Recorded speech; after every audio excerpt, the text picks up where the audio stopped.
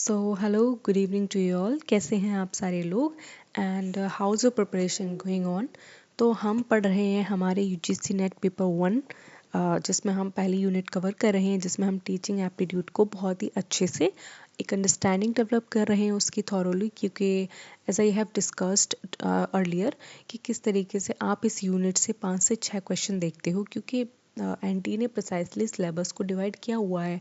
कुछ 10 यूनिट हैं जो पेपर 1 में हैं, तो वहाँ से सारी ही यूनिट्स को कवर करते हुए number of questions and the number of marks उन्होंने क्या किए हैं, असाइन किए हुए हैं। ठीक है, तो किसी भी यूनिट को आप ऐसे हल्के में नहीं ले सकते, किसी भी यूनिट को ऐसे ऊपर ऊपर से पढ़ के नहीं क्वालिफाई कर सकते। ठीक है, सारे ही टॉपिक्स की, सारे ही कॉन्सेप्ट्स की आपको एक अंडरस्टैंडिंग होनी चाहिए, एक डीप अंडरस्टैंडिंग होनी चाहिए कि क्वेश्चन अगर कभी भी आउट ऑफ सिलेबस आ जाए या फिर क्वेश्चन कभी ऐसा आ जाए जो आपको न्यू ना लगे, ठीक है, उस कॉन्सेप्ट से ही रिलेटेड लगे। ठीक है, तो वही हम कोशिश करेंगे कि जो टीचिंग एप्टीट्यूड है हम उसको पूरा कवर करें, प्रॉपरली कवर करें, और इससे रिलेटेड जितने भी क्वेश्चंस बनते हैं, जितने भी कॉन्सेप्ट रहते हैं, उनको बढ़िया तरीके से समझें। ठीक है, तो टीचिंग एप्टीट्यूड की एक बेसिक जो अंडरस्टैंडिंग है, जो फाउंडेशनल तैयार किया है, वो मैंने पहले ही वीडियो में बताया है।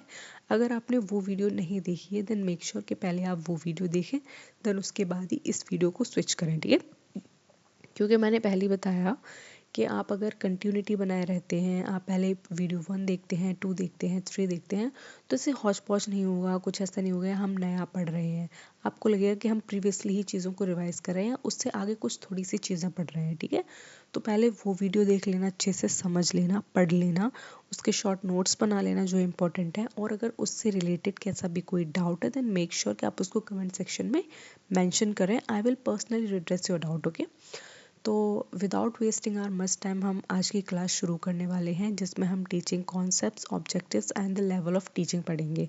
जो आज की वीडियो है उसमें हम कवर करेंगे लेवल ऑफ टीचिंग को, क्योंकि हम टीचिंग के जो भी इम्पोर्टेंट कॉन्सेप्ट्स थे या फिर जो टीचिंग के ऑब्जेक्टिव्स होते हैं वो हम ऑलरेडी डिस्कस कर चुके हैं। ठीक है, तो यहाँ पे देखो जो लेवल ऑफ टीचिंग है वो क्यों डिवाइड किया गया है, और टीचिंग का क्या पर्पस है, टीचिंग क्यों मीनिंगफुल और पर्पसफुल है, एक सिस्टमेटिक और प्लान्ड एक्टिविटी है। और हमने बताया कि जो टीचिंग है वो साइंस के साथ साथ क्या है, एक आर्ट भी है। ठीक है, साइंस का मतलब क्या होता है, हम किसी चीज़ को एक्सपेरिमेंटली वेरीफाई कर सके। ठीक है, और आर्ट क्या होता है, एक स्किलफुल एग्जीक्यूशन होता है। टीचिंग हर कोई नहीं कर पाता है। ठीक है, जो स्किलफुल पर्सन होता है या फिर जिसके अंदर कुछ क्वालिटीज़ होती हैं वही एजुकेशन को, नॉलेज को इम्पार्ट कर सकता है। ठीक है, वरना बकवास तो देखो सारे लोग करते हैं। नॉलेज का मतलब होता है ट्रू नॉलेज कौन दे पा रहा है। हम और आप बातें कर रहे हैं, पूरे दिन हम बातें करते रहेंगे, ठीक है, टाइम निकाल देंगे, तो ये नॉलेज थोड़ी ना है। अगर हम किसी पर्टिकुलर मुद्दे पर बहुत ही गंभीर बातें कर रहे हैं या फिर बहुत ही इस तरीके से बातें कर रहे हैं, like topic of national importance, topic of problems related to our daily life, तो ये होती है नॉलेज, ये होता है डिस्कशन। ठीक है, तो ये भी, इसको हम स्किलफुल बोलेंगे, क्योंकि ये हर कोई नहीं कर पाता है, कुछ लोग ही कर पाते हैं। क्योंकि आप ये खुद जानते हो हर इंसान होशियार नहीं है आपके आसपास जो दिख रहा है। कुछ ही लोग इंटेलिजेंट है, बाकी सब बस बस कहते हैं कि हाँ हम होशियार है, हम होशियार है। ठीक है, बट जानते सब हैं। ठीक है, तो विदाउट वेस्टिंग आवर टाइम हम आज की क्लास शुरू करने वाले हैं, जिसमें हम लेवल ऑफ टीचिंग से ही पढ़ेंगे। ठीक है, पहली क्लास में ऑब्जेक्टिव, पर्पस सब कुछ डिस्कस कर लिया है, तो पहले उसको समझ लेना, देन इस वीडियो पे आना, क्योंकि हम डायरेक्ट यहाँ पे लेवल ऑफ टीचिंग को ही डिस्कस कर रहे हैं। बाकी टीचिंग क्या होता है, उसके कंपोनेंट्स क्या होते हैं, सब कुछ मैंने पहले ही वीडियो में बता दिया है। ठीक है, थोड़ी लंबी वीडियो लेकिन वो ज़्यादा इंपॉर्टेंट वीडियो है। ठीक है, पहले उसको समझना, देन यहाँ पे आना। ठीक है, तो देखो यहाँ पे हम meaning of level of teaching, तो देखो लेवल ऑफ टीचिंग का मतलब क्या है, उसका मीनिंग समझेंगे। ठीक है, the level of teaching refers to the degree of thought process involve in teaching learning activities. देखो लेवल ऑफ टीचिंग का मतलब क्या होता है, एक डिग्री ऑफ थॉट होती है जो क्या है, हमारी टीचिंग और लर्निंग जो एक्टिविटीज़ होती हैं उसमें इन्वॉल्व होती है। ठीक है, या तो आप टीचर होगे, आप किसी को पढ़ा रहे होगे, या आप एक लर्नर होगे जो क्या है, किसी न किसी से सीख रहे होगे। ठीक है, तो जिस तरीके से थॉट हमारे अंदर डेवलप होते हैं, जिस तरीके से हम टाइम टू टाइम, या फिर हमारा जो एक एज होता है, मान लो चलो एज एक फैक्टर मान ले रहे हैं, वो भी टीचिंग का बहुत बड़ा फैक्टर है, तो उस पर क्या करता है, ये प्रोसेस के थ्रू इवॉल्व होता है। ठीक है, आप देखोगे कि जो 2 साल का बच्चा है वो अलग तरीके से सोचता है। 2 साल का बच्चा क्या ही सोच पाएगा। चलो मैं यहाँ पे 5 से 6 साल के बच्चे की बात करूँगी। तो जो 5 से 6 साल का बच्चा है वो थोड़े से अलग तरीके से सोचेगा। वहीं जो 7 और 8 साल का बच्चा है वो अलग तरीके से सोचेगा। और वहाँ पे हम निकल कर आते हैं कई 23, 24, 25 साल वाले। ठीक है, हमारा जो पर्सपेक्टिव है वो बहुत ज़्यादा डिफरेंट है। हमारा सोसाइटी को लेके पर्सपेक्टिव डिफरेंस है, रिलेटिव्स को लेके डिफरेंस है। तो ये क्या है, ये एक थॉट प्रोसेस है। ठीक है, ये क्या होती है, ये इवॉल्व होती चली आ रही है। ठीक है, हम बचपन में किसी और तरीके से सोचते थे, फिर हम जब थोड़े से अडल्ट हुए, हमने स्कूलिंग की, हाई स्कूल में गए हैं, तो हम वहाँ पे हमारे जो थॉट प्रोसेस थे वो थोड़े डिफरेंट तरीके से थे। देन कॉलेज में हम अलग तरीके से सोचते हैं और फाइनली हम इस स्टेज पे कुछ रिसर्च भी कर रहे होंगे आप में से। उनका जो थॉट प्रोसेस है वो एकदम रिफ्लेक्टिव है, क्रिटिकल है। तो जो इवॉल्व हुआ है, जो प्रोसेस इवॉल्व हुए, उसी को क्या कहते हैं, लेवल्स कहते हैं। ठीक है, फर्स्ट लेवल हुआ होगा, देन सेकेंड लेवल हुआ होगा, थर्ड लेवल हुआ होगा, और आप इधर आते आते आते आज इस स्टेज पे हो कि आप एक एग्ज़ाम की तैयारी कर रहे हो। ठीक है, तो ये आपका हाईएस्ट लेवल ऑफ क्या है, लर्निंग हो सकता है। या फिर बहुत सारे लोग आप में से ऐसे होंगे जो टीचर्स होंगे या फिर जो टीचिंग कर रहे होंगे, तो वो क्या है, हाईएस्ट लेवल ऑफ टीचिंग में आ जाएगा। ठीक है, एंड इसका क्या है कि according to the educational psychologist there are 3 levels. देखो, जो एजुकेशनल साइकोलॉजिस्ट होते हैं, कौन होते हैं, जो एजुकेशन के फील्ड में बहुत ज़्यादा गहरी या गहन अध्ययन करते हैं और जो साइकोलॉजी समझते हैं, किसकी, हम लोगों की। ठीक है, साइकोलॉजी कौन समझ सकता है, जिसने इसकी स्टडी की होगी। आप एक बच्चे की साइकोलॉजी कैसे समझ सकते हो, उससे बात करके समझ सकते हो, उससे उसके साथ थोड़ा सा इन्वॉल्व रह के समझ सकते हो, वो क्या खा रहा है, क्या सीख रहा है, क्या किस चीज़ के बारे में सोच सकते हो। तो साइकोलॉजिस्ट होते हैं एक फील्ड में, तो वो इन सब चीज़ों में बहुत माहिर होते हैं। ठीक है, आप उसके उनके पास बैठोगे तो वो कहीं ना कहीं आपकी पर्सनैलिटी को और आपको कम्प्लीटली जज कर लेंगे कि तुम किस तरीके के हो और किस तरीके के नहीं हो। ठीक है, तो उनकी खूबी है ये। हम पॉलिटिकल साइंस के स्टूडेंट हैं, मैं बेसिकली पॉलिटिकल साइंस की स्टूडेंट हूँ। तो मेरे पास अगर कोई आएगा बहस करने के लिए, मुझे कोई बात समझाएगा, तो मुझे पता है कि मुझे उससे कैसे डील करना है, वो किन किन पॉइंट्स पे सही है और किन किन पॉइंट्स पे गलत है। ठीक है, ये मैं एनालाइज कर सकती हूँ। क्यों? Because I have done masters in political science. और जो दूसरा व्यक्ति है जिसने साइकोलॉजी में बहुत ज़्यादा मास्टर्स और पीएचडी की है, वो लोगों के बिहेवियर को एनालिसिस कर पाएगा, उनकी एक्टिविटीज़ को एनालिसिस कर पाएगा और उनकी सोच को भी वो बता पाएगा कि किस तरीके से सोचते हैं। ठीक है, तो जो जितने भी हमने एजुकेशनल साइकोलॉजिस्ट की यहाँ बात की, उन्होंने जो एजुकेशन है उसको 3 लेवल में क्या किया है, डिफाइन किया है। कि जो एजुकेशन, हम जो पूरी ज़िंदगी भर हम जो शिक्षा लेते हैं, उनको हम 3 लेवल में डिफाइन कर देंगे। लेवल्स तो बहुत होते हैं, स्टेजेस भी बहुत होती हैं सीखने की, लेकिन यहाँ पे हम 3 ब्रॉड लेवल्स को समझेंगे। जिसमें पहला जो इम्पोर्टेंट लेवल आ जाता है वो है मेमोरी लेवल, जिसको MLT शॉर्ट फॉर्म लिखा है। ठीक है, बेसिकली दूसरा जो आ जाता है वो अंडरस्टैंडिंग लेवल, और उसके बाद आ जाए रिफ्लेक्टिव लेवल। ये तीनों बहुत ज़्यादा इंपॉर्टेंट है, इनको स्टार मार्क कर लेना। ये सीक्वेंस में भी लगाने के लिए आ सकते हैं कि पहले मेमोरी लेवल होगा, कि अंडरस्टैंडिंग लेवल होगा, या रिफ्लेक्टिव लेवल होगा। तो आपको ये सारी चीज़ भी पता होनी चाहिए कि सबसे पहले कौन सा लेवल ऑफ एजुकेशन आएगा। ठीक है, तो ये पता रहना भी आपके लिए इक्वली इम्पॉर्टेंट है। ठीक है, तो सब कुछ यहाँ पे पढ़ना बहुत ज़्यादा इम्पॉर्टेंट है, और अच्छे तरीके से पढ़ना और उसको समझना उससे भी ज़्यादा इम्पॉर्टेंट है। ठीक है, तो अब हम इन सारे ही लेवल्स को एक एक करके डिटेल में डिस्कस करने वाले हैं। ठीक है, तो उसके लिए आप थोड़े से अटेंटिव हो जाइए, क्योंकि सबको डिटेल में पढ़ेंगे, अच्छे से समझेंगे, तो आपको बढ़िया तरीके से समझ में आना चाहिए। ठीक है, तो देखो यहाँ पे जो सबसे पहले हम समझने वाले हैं वो है मेमोरी लेवल को। देखो, सबसे निचले स्तर पे जो लेवल होता है सीखने का, वो मेमोरी लेवल ही होता है। ठीक है, तो इसके यहाँ से देखो कौन कौन सी चीज़ें याद रखनी है। सबसे पहले तो आपको की थिंकर याद रखने हैं, कि जो मेमोरी लेवल है वो किसने दिया है। तो आपको पता होना चाहिए, जॉन फ्रेडरिक हर्बर्ट ने दिया है। ठीक है, पीछे का नाम याद कर लो, हर्बर्ट ने दिया है। तो हर्बर्ट ने क्या दिया है, हमारा मेमोरी लेवल दिया है। ठीक है, मेमोरी लेवल टीचिंग दिया है। ठीक है, ये याद रहना चाहिए। अब देखो, मेमोरी लेवल टीचिंग के क्या क्या फीचर्स होते हैं और इसके डीमेरिट्स एंड मेरिट्स के बारे में भी डिस्कस करेंगे। ठीक है, तो देखो अगर मैं बात करूं फीचर्स की, तो मेमोरी लेवल के देखो क्या फीचर्स होते हैं। It focuses on rote learning. देखो, रूट लर्निंग का मतलब होता है रट्टाफिकेशन वाली लर्निंग को। ठीक है, तो जो मेमोरी लेवल होती है वो एक इंसान के उस स्टेज में आती है जब हम छोटे होते हैं बेसिकली। जब हम छोटे थे तो हमने क्या कभी सवाल किया कि ए के बाद बी ही क्यों आता है, सी क्यों नहीं आता है? नहीं किया। क्यों? क्योंकि हमारी जो सोचने की, समझने की जितनी भी क्षमता थी वो विकसित नहीं हो पाई थी। हमारे अंदर वो क्षमता इतनी नहीं थी कि हम पूछ लें कि ऐसा क्यों होता है। आज आज हम जानते हैं कि जो सूरज है वो पश्चिम से, sorry, basically sun rises in the east, ठीक है। तो हम ये क्वेश्चन नहीं करते हैं कि क्यों वेस्ट से क्यों नहीं, ये नॉर्थ से क्यों नहीं, साउथ से क्यों, क्योंकि हमने रट लिया है। तो जो रटने की, जो रट्टाफिकेशन वाली जो टेक्निक है, या जो वो एक बात कह रहे हैं, वो किसका फीचर है? वो मेमोरी लेवल का है। तो जो मेमोरी लेवल ऑफ टीचिंग है ये बेसिकली छोटे बच्चों में होती है, ठीक है। ये भी आपको याद रखनी है और ये हम भी करते हैं। देखो, मेमोरी लेवल अगर हम बोले तो हम इस स्टेज पर भी करते हैं। डेट्स होते हैं इतने सारे, कॉन्सेप्ट्स होते हैं, तो उनका हम रट्टाफिकेशन ही तो करते हैं। हमें कौन सा समझना है, उनको नहीं समझना है। हमें पता है कि हिस्ट्री में, पॉलिटी में हमें डेट्स को याद रखना है, या फिर हमें इंपॉर्टेंट पर्सनालिटीज़ को क्रोनोलॉजिकल ऑर्डर में लगाना है, तो हम रट लेते हैं। भाई हमें इसमें कोई वो नहीं चाहिए कि यही क्यों आए, कि देश के पहले प्रधानमंत्री यही जवाहरलाल नेहरू ही क्यों बने। नहीं, हम क्या करते हैं, चीज़ों को रट लेते हैं, ठीक है। तो इसका सबसे बड़ा जो फोकस एरिया होता है वो क्या होता है? रूट लर्निंग का होता है, रटने का होता है। And it emphasise on memorisation of fact. और ये बहुत ज़्यादा जोर देता है किस चीज़ पे? कि जो भी फैक्ट्स हैं, जितने भी फैक्ट को हिंदी में क्या बोलते हैं? तथ्य बोलते हैं मेरे ख्याल से, ठीक है। तो जितने भी तथ्य हैं उनका हम मेमोराइजेशन कर लें। मेमोराइजेशन का मतलब है याद कर लें उनको, ठीक है।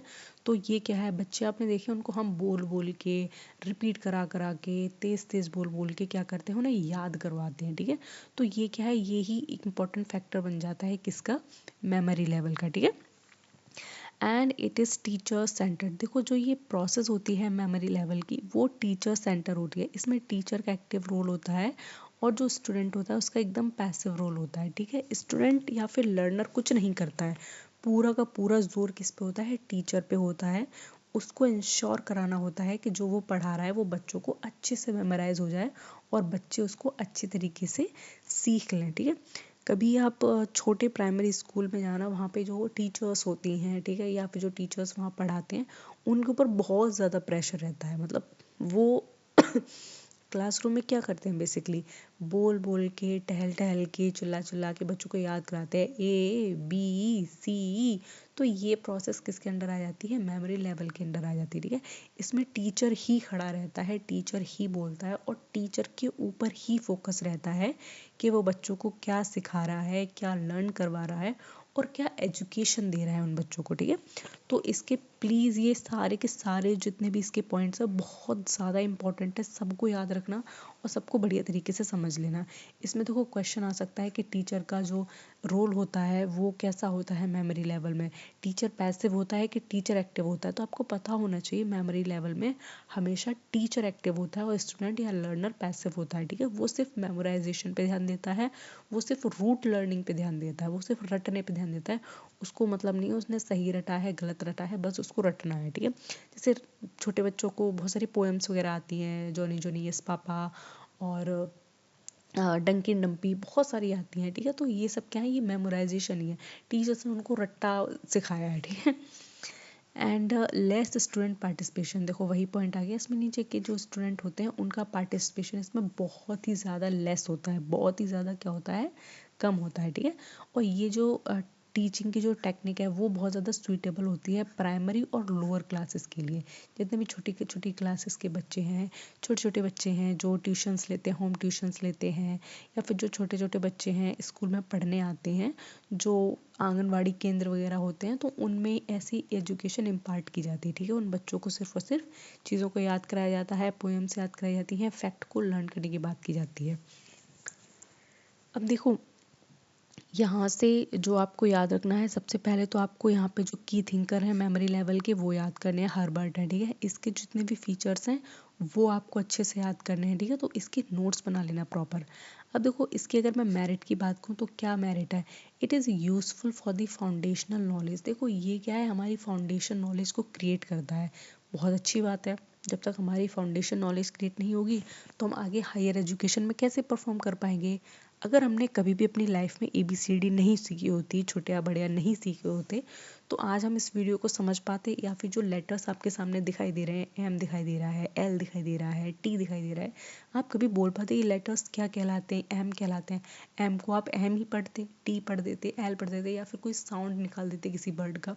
तो ये क्या है, एक मेरिट इसका ये है कि हमारी नॉलेज में फाउंडेशन क्रिएट करता है। ठीक है, मेमोरी लेवल से हर कोई होके जाता है, हर कोई। ठीक है, ऐसा कोई नहीं है इस दुनिया में जो मेमोरी लेवल ऑफ टीचिंग से ना गुजरता हो, सब कोई गुजरता है, क्योंकि इतना बेसिक सब पढ़े हैं। लेकिन साथ में देखो इसका डीमेरिट क्या है। देखो डीमेरिट, देखो अगर मैं बात करूँ ना, तो इसका डीमेरिट तो है ही नहीं कोई, बट हाँ एक डीमेरिट डाल दिया है कि ये क्या नहीं करता है, ये क्रिएटिविटी को और क्रिटिकल थिंकिंग को डेवलप नहीं करता है। अब भाई तुम छोटे से बच्चों में, 7-8 साल के बच्चों में क्रिएटिव थिंकिंग कहाँ से डेवलप कर लोगे, क्रिटिकल थिंकिंग कहाँ से डेवलप कर लोगे। हम इस स्टेज पर हैं अपनी लाइफ की कि हम हर चीज़ को क्वेश्चन करते हैं। वो बच्चे कैसे क्वेश्चन कर सकते हैं, तुम उनसे किस तरीके से उम्मीद कर रहे हो कि वो क्वेश्चन करेंगे कि उनके आसपास जो चीज़ें हो रही हैं वो क्यों हो रही हैं। तो मेरे ख्याल से यहाँ पे जो डीमेरिट वाला पॉइंट है वो डालना तो बेकार है, लेकिन आपको पता होनी चाहिए कि जो मेमोरी लेवल ऑफ टीचिंग है उसका प्राइमरीली डीमेरिट क्या है। ठीक है, तो यहाँ पे डीमेरिट आपको समझ में आ गया होगा कि ये क्रिटिकल थिंकिंग और क्रिएटिविटी को डी प्रमोट करता है। ठीक है, इसका कोई बच्चों को नहीं बताता ये ऐसे हुआ है वैसे हुआ है, वो बस इस पे ध्यान देता है बच्चे ने रट लिया कि नहीं रट लिया। ठीक है, तो यहाँ से मुझे लगता है सबको बढ़िया तरीके से समझ में आ गया होगा मेमोरी लेवल ऑफ टीचिंग, ये पहला लेवल ऑफ टीचिंग होता है। फिर जो दूसरा हम पढ़ने वाले हैं वो है अंडरस्टैंडिंग लेवल ऑफ टीचिंग। ये मेमोरी लेवल से थोड़ा ऊपर का लेवल होता है। ठीक है, मतलब ये थोड़े ऊपर के आदमी हैं। इसको भी सीक्वेंस में ही याद करना है, मैंने पहले बताया था कि पहले मेमोरी लेवल को याद करना है, देन अंडरस्टैंडिंग लेवल को याद करना है, उसके बाद हमें क्या याद करना है, हमें याद करना है रिफ्लेक्टिव लेवल। ठीक है, तो इनको सीक्वेंस में याद रखना भी बहुत ज़्यादा इंपॉर्टेंट है, आगे पीछे मत कर देना। और इनके थिंकर्स को मिक्स तो भाई बिल्कुल भी मत कर देना। ठीक है, थिंकर्स तो पूछ लिए जाएंगे कहीं से भी, तो वो आपको पक्का पक्का पता होना चाहिए। ठीक है, तो यहाँ पे जो अंडरस्टैंडिंग लेवल ऑफ टीचिंग है, तो उसके देखो थिंकर कौन है, इनके थिंकर है हेनरी सी मॉरिसन। तो मॉरिसन का याद कर लेना। ठीक है, अभी मुझे जल्दी से बताओ कि हमने जो पढ़ी है वो अभी पीछे वाली जो स्लाइड पढ़ी है जिसमें मेमोरी लेवल ऑफ टीचिंग है, वो किसने दिया है।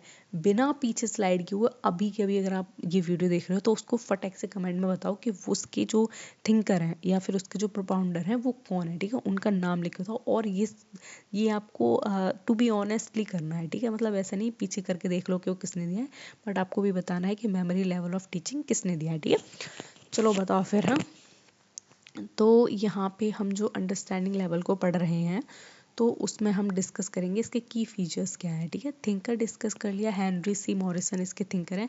मॉरिसन से याद कर लो, ठीक है, पीछे का नाम याद कर लो, कोई दिक्कत नहीं है।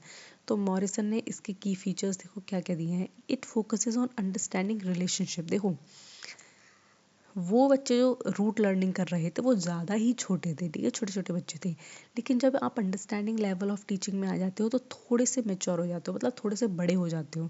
इस क्लास में आप ये समझ लो ये 7th 8th और 9th 10th वाले बच्चे हैं, सिर्फ इतने ही, इससे ऊपर मत जाना ज़्यादा। ठीक है, ये 7th 8th 9th 10th तक के बच्चे हैं, और इनके अंदर किस किस तरीके की चेंजेस आते हैं टीचिंग में, किस किस तरीके से चीज़ों को सीखते हैं, हम वो पढ़ेंगे। ठीक है, then it focuses on understanding relationship. देखो ये जो फोकस करता है ना सबसे ज़्यादा, वो इस पे करता है कि जो जो चीज़ें हैं आसपास या फिर जो कॉन्सेप्ट है उनके बीच में जो रिलेशनशिप है वो क्यों है, और वो रिलेशनशिप बना है तो किस तरीके से बना है, किस बेसिस पे बना है, उन सारी चीज़ों के आंसर हमें कौन देता है, अंडरस्टैंडिंग लेवल ऑफ टीचिंग। ठीक है, तो ये याद रखना है। दूसरा है लॉजिकल एंड सिस्टमैटिक प्रेजेंटेशन। ये एक लॉजिक को प्रमोट करता है और सिस्टमैटिक प्रेजेंटेशन की भी बात करता है। ठीक है, अब 7th 8th क्लास के बच्चे पता है ना, लॉजिक समझ जाते हैं कि यहाँ पे 4 - 2 क्या है, तो 2 आया है तो 6 - 4 कितना आएगा। ठीक है, तो वो बच्चे क्या है, लॉजिक को समझ जाते हैं और एक सिस्टमैटिक तरीके से प्रेजेंटेशन को प्रेजेंट करते हैं चीज़ों को। ठीक है, उनको पता है कि हाँ फोटोसिंथेसिस की प्रोसेस क्या होती है, उनको पता है ऑक्सीजन हम कहाँ से ले रहे हैं, हम ह्यूमन बींग्स इनहेल क्या कर रहे हैं, एक्सहेल क्या कर रहे हैं, जो एनिमल्स हैं वो रिप्रोड्यूस कैसे करते हैं। तो इन बच्चों को ये सारी चीज़ें क्या है पता है। ठीक है, ये समझदार हो गए हैं थोड़े से, और ये इतना सीख गए हैं चीज़ों के बीच में रिलेशनशिप को बना लेते हैं, चीज़ों को लॉजिकली समझ लेते हैं। ठीक है, नेक्स्ट इसका जो इम्पोर्टेंट फीचर है वो है एक्सप्लेनेशन एंड डिस्कशन मेथड। तो एक्सप्लेनेशन किसी चीज़ का हो गया, साथ में डिस्कशन मेथड हो गया, इन सब चीज़ों को ये क्या करते हैं, बहुत अच्छे से समझते हैं, ठीक है। Encourage comprehension and reasoning. देखो इनके जो बच्चे होते हैं इस एज ग्रुप के, उनमें हम एनकरेज करते हैं, बढ़ावा देते हैं। कॉम्प्रिहेंशन का मतलब होता है किसी चीज़ को समझना, किसी पैराग्राफ को समझना, स्टोरीज़ को समझना, स्टोरीज़ को रिलेट कर पाना। तो ये सारी क्या है चीज़ें इनके अंदर विकसित हो जाती हैं। और रीजनिंग का मतलब तो आप जानते हो, हम जब तर्क करना सीख जाते हैं कि यहाँ पे मान लो 4 - 2 कितना हो गया, 2 हो गया, तो हम बच्चे को दे देते हैं कि तुम्हें घर से करके लाना है, 6 - 4 करके लाना है, 4 - 3 करके लाना है। तो ये इक्वेशंस हमने घर में दे दी, तो बच्चे को समझ में आ गया है कि यहाँ पे जो बड़ा डिजिट है उससे छोटे डिजिट को माइनस करके यहाँ आंसर लिखा गया है। तो ये क्या है, ये रीज़न ही तो है, तो ये क्या करेगा, फिर से बड़े डिजिट से छोटे डिजिट को माइनस करेगा और यहाँ पे आंसर लगेगा। तो ये क्या है, हमने बच्चे के अंदर रीज़न डेवलप किया है, और यही इंपॉर्टेंट फैक्टर बन जाता है किसका, अंडरस्टैंडिंग लेवल ऑफ टीचिंग का, ठीक है। And teacher act as a organiser, इसमें भी टीचर का ही बहुत ज़्यादा रोल रहता है, लेकिन बच्चा यहाँ पे सीखता ज़्यादा है, ठीक है। यहाँ पे बच्चे सीखते ज़्यादा हैं, लेकिन ऑर्गेनाइजर कौन होता है, टीचर ही होता है, ठीक है। And it is suitable for the secondary and higher education. देखो मैंने बताया था, इसमें जो सेकेंडरी में और हायर एजुकेशन में बच्चे क्या होते हैं, थोड़े से बड़े हो जाते हैं, चीज़ों को समझने लगते हैं, in comparison to students who are in their memory level of teaching, ठीक है। तो मेरे ख्याल से यहाँ तक सारे लोगों को सारी चीज़ें समझ में आ गई होंगी। हम इसका फिर से एक क्विक रिवीजन करेंगे, तब तक हम पहले लास्ट और पढ़ लेते हैं। अब यहाँ पे हमें पढ़ना है जो सबसे इसका हाईएस्ट लेवल ऑफ टीचिंग है, या फिर जो हाईएस्ट लेवल ऑफ लर्निंग है, हम उसको यहाँ डिस्कस करेंगे। तो यहाँ पे जो हाईएस्ट लेवल ऑफ टीचिंग आ जाता है वो है रिफ्लेक्टिव लेवल, ठीक है। तो रिफ्लेक्टिव लेवल को भी बहुत अच्छे से पढ़ना है। तो सबसे पहले हम यहाँ पे जो इनके की थिंकर हैं उनको पढ़ेंगे। तो जॉन डिवाई हैं, वो इनके कौन है, की थिंकर हैं, ठीक है। उन्होंने दिया है क्या, रिफ्लेक्टिव लेवल ऑफ टीचिंग, ठीक है। तो इनको याद रखना बहुत ज़रूरी है भाई, थिंकर्स याद रख लेना। हम देखो एक बार रिवाइज कर लेते हैं फिर से। जो मेमोरी लेवल ऑफ टीचिंग है वो किसने दिया है, हर्बर्ट ने दिया है। जो अंडरस्टैंडिंग लेवल ऑफ टीचिंग है वो किसने दिया है, मॉरिसन ने दिया है। और जो रिफ्लेक्टिव लेवल ऑफ टीचिंग है वो किसने दिया है, जॉन डिवाई ने दिया है, ठीक है। तो वो सारी चीज़ें आपको पता होनी चाहिए। फिर दूसरा इम्पॉर्टेंट फीचर हम देखेंगे कि जो मेमोरी लेवल ऑफ टीचिंग है वो क्या करता है, रूट लर्निंग को प्रमोट करता है, एनकरेज करता है मेमोराइजेशन ऑफ फैक्ट को। वहीं जो अंडरस्टैंडिंग लेवल ऑफ टीचिंग है वो क्या करता है, रिलेशनशिप को समझता है बिटवीन टू डिफरेंट थिंग्स, ठीक है।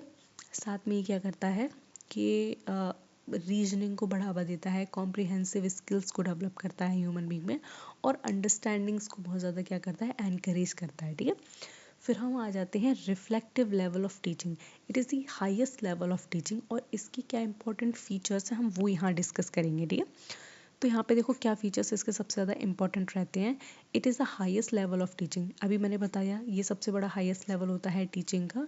And it develops development of critical thinking. साथ में क्या होता है इसमें ना, क्रिटिकल थिंकिंग का डेवलपमेंट होता है। यहाँ पे आएंगे हम लोग, ठीक है। अब जहाँ हम लोग आएंगे तो उस चीज़ को तो भाई उसी तरीके से पढ़ना है, फिर थोड़ा अच्छे तरीके से, एक सेकेंड। तो जब हम आए हैं हाईएस्ट लेवल ऑफ टीचिंग में, तो हम लोग आए हैं, ठीक है। तो हमारे अंदर ना बहुत ज़्यादा क्रिटिकल थिंकिंग डेवलप हो चुकी है।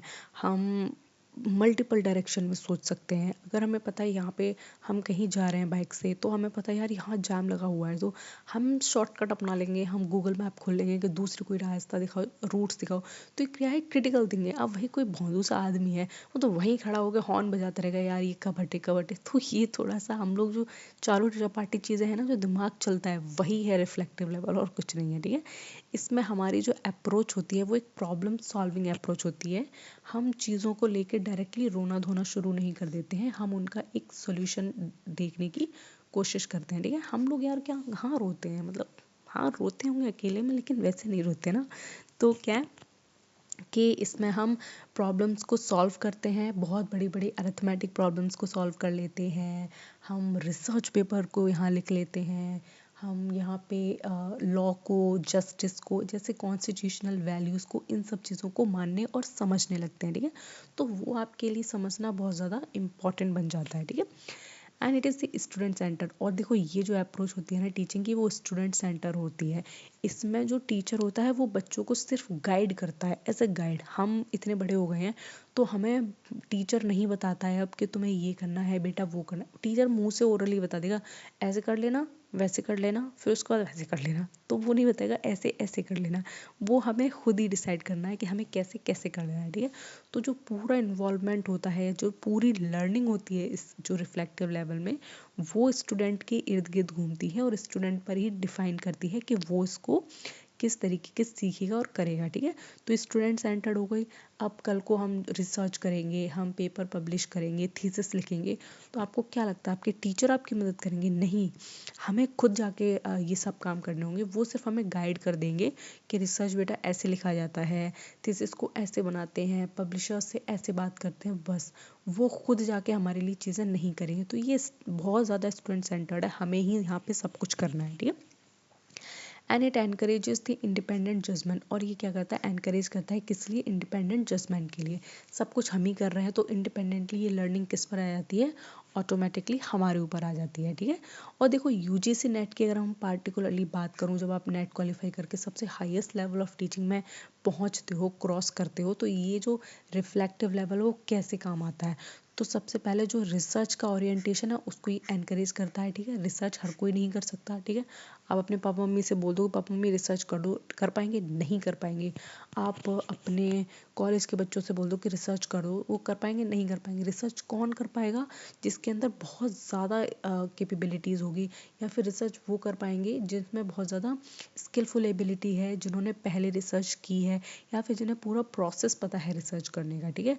और जो बच्चों को आप सिखाओगे ना रिसर्च करना, वो भी रिफ्लेक्टिव लेवल में आ जाएगी, क्योंकि आपने बताया, उसने सीखा और उसने वो चीज़ को डेवलप किया अपने अंदर, वो स्किल डेवलप की रिसर्च करने की। तो वो इटसेल्फ कहाँ आ जाएगी? रिफ्लेक्टिव लेवल ऑफ टीचिंग में आ जाएगी, ठीक है। तो ये काम किसका होता है? RLT का होता है, ठीक है।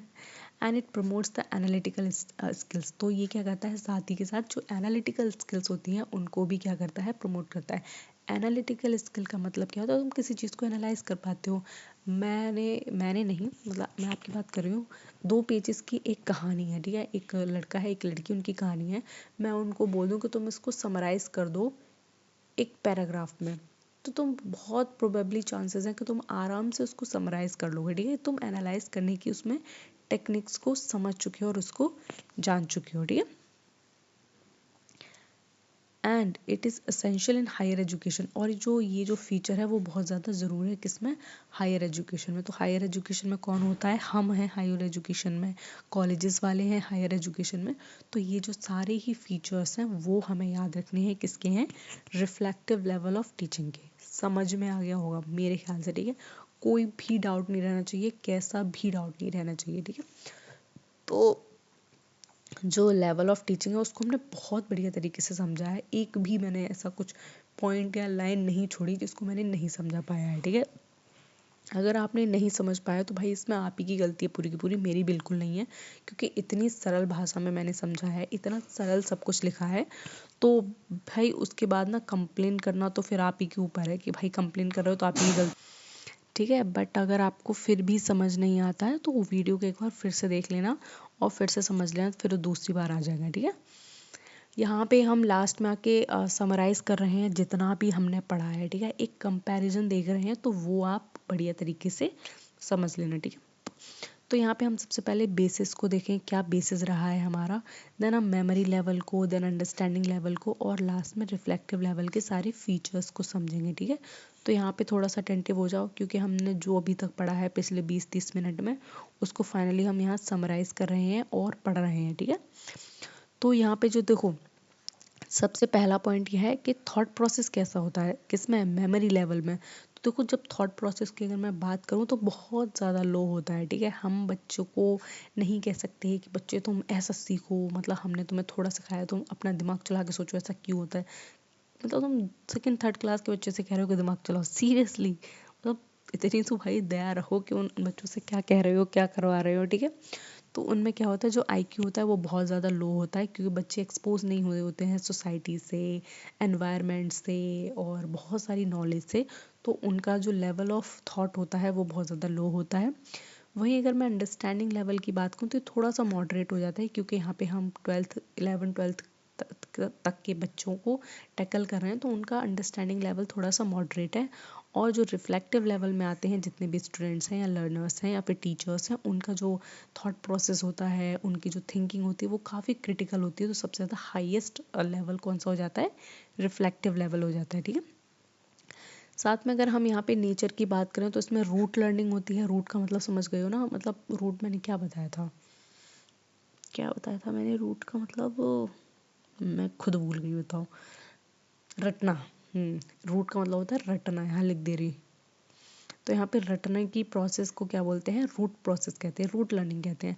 तो ये जो रूट लर्निंग है वो कहाँ होती है? मेमोरी लेवल ऑफ टीचिंग में होती है। वहीं पे अंडरस्टैंडिंग लेवल में कॉम्प्रीहेंशन होता है, ठीक है। कॉम्प्रीहेंशन का मतलब होता है आप चीज़ों को एनालाइज करते हो, समझ पाते हो, ठीक है, कॉम्प्रीहेंड कर पाते हो उन्हें। और अगर मैं रिफ्लेक्टिव लेवल की हूँ तो तुम्हारे अंदर क्रिटिकल थिंकिंग डेवलप हो जाती है एकदम, कि ये हुआ तो हुआ क्यों, और अगर ये इस तरीके से हुआ तो ये ऐसे ही क्यों हुआ, कोई और तरीके से क्यों नहीं हो सकता था, ठीक है। तो ये जब क्वेश्चन करने लगते हो चीज़ों को लेके तो वही आपकी क्रिटिकल थिंकिंग बोली जाती है।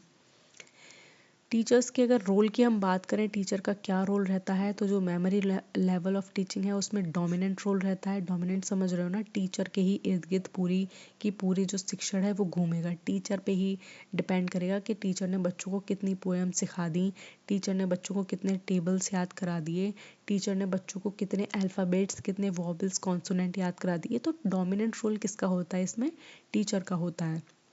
जबकि जो ऑर्गेनाइज़र का रोल होता है वो किसका होता है? टीचर का होता है। किस में? Understanding level. वो ऑर्गेनाइज़र की तरीके से काम करता है, वो उसको ऑर्गेनाइज करता है, ठीक है। बच्चों के थॉट्स को ऑर्गेनाइज करता है। जो 11th-12th के बच्चे हैं कभी गलत गलत थिंकिंग में चले जाते हैं। गलत गलत थिंकिंग यहाँ पे पॉजिटिव वे में लो थोड़ा सा। जैसे कि वो सोचते सोचते मैम यहाँ भी अप्लाई हो जाए, नहीं, तो वो कहेंगे नहीं बेटा ये ऐसे नहीं, ऐसे होगा। तो वो उनके थॉट्स को जो डिफरेंट डायरेक्शन में घूम रहे हैं, भटक रहे हैं, उनको ऑर्गेनाइज करने का काम करता है कौन? टीचर। किस में? अंडरस्टैंडिंग लेवल में। वहीं अगर रिफ्लेक्टिव लेवल की बात करूँ तो टीचर एकदम फैसिलिटेटर बन जाता है, उसकी कोई रिस्पॉन्सिबिलिटी नहीं होती है, वो सिर्फ और सिर्फ आपको गाइड करता है कि ये चीज़ सही है या ये चीज़ गलत है। अगर ये चीज़ गलत है तो सही वे क्या है, और अगर सही वे ये है तो गलत तरीका उसका क्या होगा, तो वो मत करना, ठीक है। तो फैसिलिटेट करेगा, हमें डायरेक्शन देगा, दैट्स इट, और हमारी वो कोई हेल्प नहीं करेगा, ठीक है। फिर हम यहाँ पे स्टूडेंट रोल को अगर हम डिस्कस करें तो जो मेमोरी लेवल होता है उसमें स्टूडेंट का रोल एकदम पैसिव होता है, ठीक है। उसका कोई लेना देना नहीं है स्टूडेंट का, वो बस मैम की मुंह की तरफ देखेगा, okay ma'am APPLE BAA ball, तो वो ये करेगा, ये पैसिव है। यहाँ पे स्टूडेंट थोड़े एक्टिव हो जाते हैं अंडरस्टैंडिंग लेवल में, और जहाँ पे जो रिफ्लेक्टिव लेवल होता है उसमें हाईली एक्टिव होते हैं, मतलब बहुत ज़्यादा जोशीले होते हैं कि भाई चलो रिसर्च करने जा रहे हैं, घूमने जा रहे हैं। अगर आप आर्कोलॉजिस्ट हो तो चलो भाई आर्कोलॉजिस्ट साइट पे जा रहे हैं, वहाँ पे जाके हमें बहुत सारे आर्टिफैक्ट कलेक्ट करने हैं। तो यहाँ पे हम लोग हाईली एक्टिव होते हैं, ठीक है, मतलब हम बढ़िया होते हैं एकदम। बढ़िया तो हर जगह होते हैं। मेथड की बात कर लें, कहाँ पे कौन सा मेथड यूज़ होता है। यहाँ पे देखो मेमोरी लेवल में लेक्चर मेथड यूज़ होता है, इसको मार्क कर लो। अब देखो लेक्चर का मतलब सिर्फ ये नहीं होता है कि जो कॉलेजेस में हमें दिया जाता है। लेक्चर का मतलब क्या होता है? टीचर खड़ा है और वो लेक्चर दे रहा है, बाकी सब सुन रहे हैं। तो जो लेक्चर मेथड है वो क्या है? मेमोरी लेवल का एक इम्पॉर्टेंट फीचर है। साथ में जो अंडरस्टैंडिंग लेवल पे होता है वो एक्सप्लेनेशन है, ठीक है। एक्सप्लेन करते हैं, टीचर एक्सप्लेन करता है क्लास को कि ये चीज़ है तो ये चीज़ क्यों है और कैसे नहीं है, ठीक है। तो ये एक्सप्लेनेशन पे पहुंच जाता है। और जो क्रिटिकल थिंकिंग में पहुंच जाते हो आप, जब रिफ्लेक्टिव लेवल में पहुंच जाते हो, तो वहीं पे जो मेथड हो जाता है वो डिस्कशन का हो जाता है, प्रॉब्लम सॉल्विंग का हो जाता है। हम एक ग्रुप बना लेते हैं, हम उस ग्रुप में जाके डिस्कस करते हैं कि मैंने ये काम किया है, तुमसे हो गया, तुमने ये काम किया है, कैसे किया, चलो हमारी हेल्प कर दो। तो हम आपस में ही क्या करते हैं, बात बात करके उनको डिस्कस कर लेते हैं, ठीक है। तो भाई यहाँ पे जो हमने आज कवर किया है वो बहुत ज़्यादा इम्पोर्टेंट टॉपिक कवर किया है, इसको हल्के में मत लेना बिल्कुल भी प्लीज़, कि हमने मतलब क्या ही कवर किया है, मतलब बहुत कुछ कवर किया है सीरियसली। तो जो टीचिंग एप्टीट्यूड की मैं सिलेबस की बात कर रही हूँ उसमें जो लेवल ऑफ टीचिंग्स हैं वो मेंशन किए हुए हैं कि कौन कौन से लेवल ऑफ टीचिंग होते हैं, और क्वेश्चन यहाँ से ज़्यादा दूर नहीं आएगा। ये जो टीचिंग की ही पूरी जो चीज़ें हैं वो थोड़ी सी 1-2 क्लास में और चलेंगी, फिर उसके बाद हम दूसरे पॉइंट को पकड़ेंगे, ठीक है। ये features, characteristics, concept and objectives को समझ रहे हैं, बाकी इसमें बहुत कुछ है थोड़ा सा टीचिंग एप्टीट्यूड में। सबको धीरे धीरे 1 बाय 1 कवर करेंगे, बहुत ज़्यादा एकदम से बर्डन नहीं दे दूँगी कि ये करना है। लास्ट में हम इसकी बहुत बढ़िया प्रैक्टिस करेंगे क्वेश्चन से, और जितना भी है सब कुछ बढ़िया तरीके से पढ़ेंगे, ठीक है। तो आज जो हमने सीखा वो लेवल ऑफ टीचिंग सीखा। इससे पहले जो हमने फर्स्ट क्लास में सीखा था वो टीचिंग के ऑब्जेक्टिव्स को सीखा था, कॉन्सेप्ट्स को सीखा था, और कई सारी चीज़ें सीखी थी। वो वीडियो मस्ट है, देख लेना उसको, पहले उसके नोट्स बनाना, फिर उसके बाद इस सेकेंड वीडियो पे आना और फिर यहाँ पे आके नोट्स बनाना और उनको पढ़ना, ठीक है। एक क्विक रिविजन कर लेते हैं लेवल ऑफ टीचिंग में, ठीक है। तो हमने जो सबसे पहले देखा कि जो एजुकेशनल साइकोलॉजिस्ट होते हैं उन्होंने क्या किया है, जो टीचिंग है पूरा, या फिर जो शिक्षण की जो पूरी विधि है, प्रोसेस है, उसको 3 पार्ट्स में या 3 लेवल में डिवाइड किया गया है। लेवल में डिवीजन का मतलब ये होता है जब हम एक फाउंडेशन क्रिएट करते हैं बाय इन्वॉल्विंग मल्टीपल प्रोसेसेस, ठीक है। जो कुछ प्रोसेस होती हैं जो हम बहुत ही स्टार्टिंग पॉइंट पे शुरू करते हैं, कुछ जो प्रोसेस होती हैं वो थोड़े मिडिल में शुरू करते हैं, और हाईएस्ट एक्सपोजर हम कब देते हैं, जब हम हर चीज़ से डील करने के लिए एकदम तैयार हो जाते हैं। तो सबसे जो लोएस्ट जो प्रोसेस या लेवल होता है टीचिंग का वो मेमोरी लेवल होता है, जो किसने दिया है, हर्बर्ट ने दिया है, वेरी गुड। जो मेमोरी लेवल है वो हर्बर्ट ने दिया है, जो प्योरली एम्फसाइज करता है किसके लिए, रूट लर्निंग के लिए, रट्टाफिकेशन पे ध्यान देता है, जिसमें मेमोराइजेशन ऑफ फैक्ट होता है। जितने भी फैक्ट्स की हम बात करें, तथ्य की बात करें, वो सारे तथ्य रट लिए जाते हैं और उसके अलावा उनका कोई काम नहीं होता है। दूसरा हमने जो डिस्कस किया था वो था अंडरस्टैंडिंग लेवल ऑफ टीचिंग, जो मॉरिसन ने दिया है, ठीक है। मॉरिसन कहते हैं कि इसमें हम बच्चों को एनकरेज करते हैं कॉम्प्रिहेंशन एंड रीजनिंग थिंकिंग के लिए। हम बच्चों को बहुत ज़्यादा एनकरेज करते हैं, उनकी जो थिंकिंग है उसको इस डायरेक्शन में प्रमोट करते हैं कि वो डिफरेंट डिफरेंट थिंग्स के बीच में रिलेशनशिप को एसोसिएट करने में केपेबल हो जाते हैं, ठीक है। ये क्या है इसमें अंडरस्टैंडिंग लेवल में। अंडरस्टैंडिंग लेवल में कौन से बच्चे आते हैं, जो सेकेंडरी और हाई स्कूल के बच्चे हैं, ठीक है। उनको ज़्यादा कुछ सोचना नहीं है, जितना बता दिया उतना कर लेते हैं, बाकी वो खुश रहते हैं आराम से, ठीक है। जो सबसे हाईएस्ट लेवल ऑफ टीचिंग की अगर मैं बात करूँ तो वो कौन सा है, रिफ्लेक्टिव लेवल ऑफ टीचिंग है। और रिफ्लेक्टिव लेवल ऑफ टीचिंग में क्रिटिकल थिंकिंग डेवलप होती है, हम रिसर्च करते हैं, हम हमारे मल्टीपल डायरेक्शन में सोच सकते हैं, और मल्टीपल डायरेक्शन में हम क्या कर सकते हैं, अपने स्किल को या फिर अपने टैलेंट को यूज़ करते हैं, ठीक है। ये रिफ्लेक्टिव लेवल का बहुत ही इंपॉर्टेंट फीचर बन जाता है। अगर मैं टीचर्स के रोल की बात करूँ तो मेमोरी लेवल में सबसे ज़्यादा जो रोल होता है वो टीचर का रहता है, क्योंकि भाई बेचारी घूम घूम के बच्चों को पोएम्स, बच्चों को अल्फ़ाबेट्स और ये सब पढ़ाते हैं। अंडरस्टैंडिंग लेवल में ऑर्गेनाइज़र का रोल होता है टीचर का, ठीक है। वो बच्चों के थॉट को ऑर्गेनाइज करने की कोशिश करते हैं, क्योंकि बच्चे बहुत एडल्ट जब होते हैं, एडोलसेंस की एज में होते हैं, उसी टाइम होते हैं, तो हम बहुत तरीके की हमारे इमोशनल डेवलपमेंट होते हैं, हमारी बॉडी में फिजिकल डेवलपमेंट होते हैं, हम पता नहीं क्या क्या सोच लेते हैं। मेरे ख्याल से हम में से सारे ही लोगों ने जब हम एडल्ट सेंस की मतलब जिस स्टेज पे होंगे तो ये ज़रूर सोचा होगा कि घर से भाग जाएंगे, बहुत अमीर बनेंगे और तब वापस आएंगे, तब अपनी फैमिली को सबक सिखाएंगे। मतलब ये तो भाई इतना बेसिक है कि मैंने पता नहीं कितनी ही बार सुना होगा, सुना है लोगों से, और मैंने खुद सोचा है, ठीक है। तो ये एक फ़ीचर है। अब भाई मैच्योर हो गए तब समझ में आता है कि रियलिटी बहुत हार्ड है, डिफरेंट है, लेकिन ये चीज़ है अलग थोड़ी सी। तो फिर उसमें क्या है, हमारे जो इस तरीके के जो थॉट्स होते हैं उनको ऑर्गेनाइज कौन करता है, टीचर करता है। वहीं जो रिफ्लेक्टिव लेवल में टीचर क्या करता है, कुछ ऑर्गेनाइज नहीं करता है हमारे थॉट, वो सिर्फ फैसिलिटेटर का और गाइड का रोल करता है, वो हमें सिर्फ गाइड करता है और इसके अलावा हमें कुछ भी नहीं करता है, ठीक है। तो यहाँ पे हमारी आज की क्लास होती है फिनिश, क्योंकि हमने टॉपिक ऑलमोस्ट पढ़ लिया है, तो अननेसेसरीली इसको बहुत ज़्यादा बढ़ाना, आगे समझाना मुझे नहीं लगता है कि ज़रूरी है। It's completely waste of time. तो यहाँ तक मुझे लगता है सारे ही बच्चों को, सारे ही लोग जितने भी पढ़ रहे हैं, अभी बैठे हैं, बढ़िया समझ में आ गया होगा सब कुछ, मतलब एकदम डिट्टो बढ़िया समझाया मैंने, ठीक है। तो इसको समझ लेना अच्छे तरीके से। अगर समझ में नहीं आया है तो आप क्या करना, इसको दोबारा से वीडियो प्ले करना, 2x पे लगा के देख लेना, एक रिवीजन हो जाएगा, वो समझ लेना। बट इसको समझ ज़रूर लेना, क्योंकि यहाँ से क्वेश्चन आना ही आना है, और अगर आपको पता है क्वेश्चन आना है तो मेरे ख्याल से कोई भी ऐसा होना नहीं चाहिए आप में से कि जो इसको हल्के मिले और छोड़ दे कि चलो आएगा तब देख लेंगे, ठीक है।